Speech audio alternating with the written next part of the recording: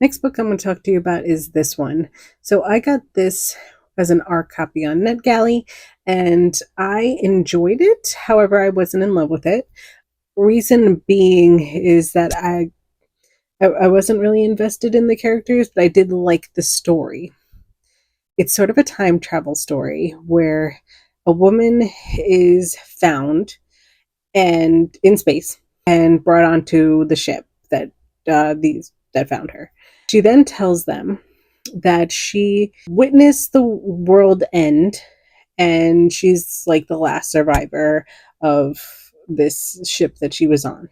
So the people on the current ship were like, I think she's nuts because she's saying it's the year 2080 or something like that, and it was like 2040 at this point, or if it was 2140 and it was 2180 there. Either way, it was a 40 and an 80. It was a 40-year difference. And so she kept saying that's what year it was and that the world ended, and people were like, no, the world didn't end, I don't know what you're talking about. So the main male character, he ends up befriending this person, and they go on this wild adventure because she wants to try and stop the world from ending because of how things progressed in her timeline. She wants to make it so that it doesn't progress that way and the world doesn't end. So throughout the whole thing, it's very much learning that people have a certain idea of what aliens are like. She herself is like partial alien. She has like alien DNA because once that first contact was made, people tried to use the alien DNA in order to make humans that had that DNA in order to prolong their lifespans and stuff like that. So the overall concept was really cool. It just seemed a little, I would say, juvenile to me, but it wasn't a YA book.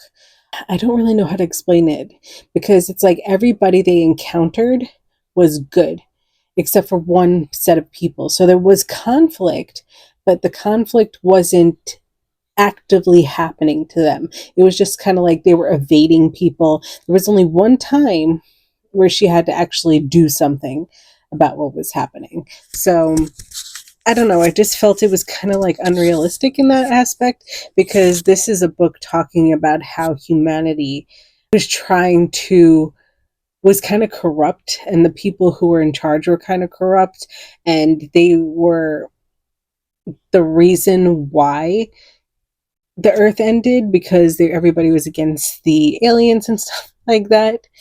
So it had those stakes of, yes, bad things are happening, bad things could happen, there are bad people, but he didn't come across enough of them for me to be like, okay, this makes sense.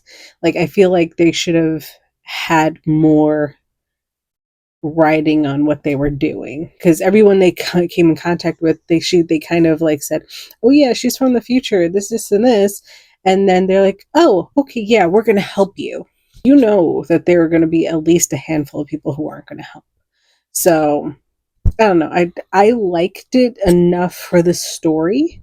There will be a second one. However, when I listened to it, I did not know that this was going to have a second one. So the way it ended so abruptly, I felt like not enough happened for me to be like, okay, I liked how the story went. I feel like you need the second one kind of right away, and it should have ended a little bit better, maybe. I don't know. It could have just been me. But yeah, this was my art copy, and I do like the Audible arcs, and I'm very happy and privileged to be able to get Audible arcs or audiobook arcs. This one I just wasn't a huge fan. I would give it 3.5 stars.